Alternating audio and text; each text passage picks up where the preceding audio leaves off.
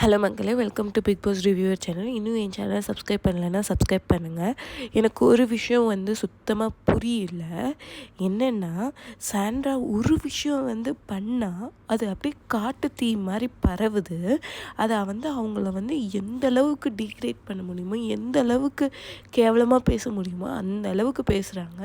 அவங்க அப்படி பண்ணலைன்னுலாம் நான் சொல்லலை, அவங்களும் அந்த மாதிரி பண்ணுறாங்க. பட் இந்த அளவுக்கு அவங்கள பற்றியே கேவலமாக பேசுகிறது எனக்கு புரியல.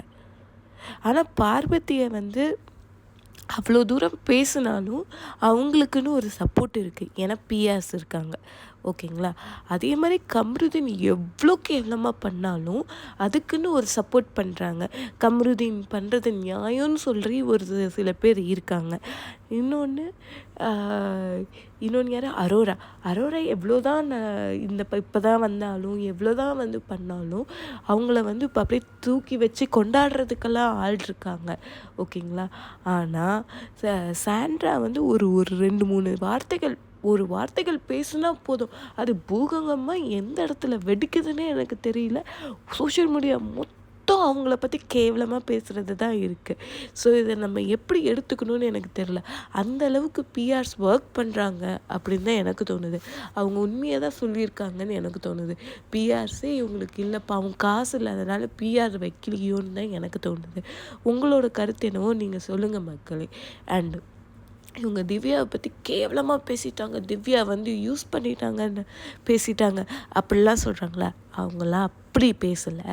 என்ன பேசுகிறாங்க அப்படின்னா, விக்ரம் கப்புள்ஸாக விளையாடுறீங்கன்னு சொல்லியே அவரை, அந்த மனுஷனை என்னை துண்டிக்கணும்னு அந்த பேட்சை கொடுக்க வச்சிட்டாங்க.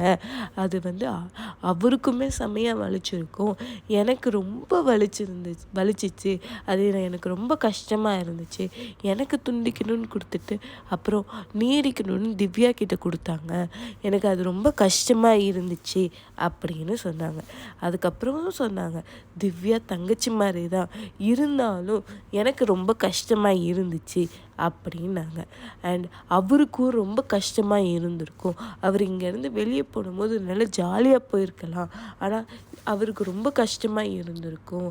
ஏன் இப்படி மக்கள் பண்ணுறாங்க, நான் பிஆருக்கு வைக்கிறையே அப்படிங்கிற மாதிரி தான் சொன்னாங்க. அதை எந்த அளவுக்கு கேவலமாக பேச முடியுமோ அந்த அளவுக்கு வெளியே சோஷியல் மீடியாவில் கேவலமாக பேசிகிட்ருக்காங்க. அண்ட் தே ஆர் மேனிப்புலேட்டிங் அப்படிங்கிற மாதிரி தான் எனக்கு தோணுது. ஸோ இதை பற்றி உங்கள் கருத்து என்னவோ நீங்கள் சொல்லுங்கள் மக்களே. Like, share and subscribe my channel. Thank you.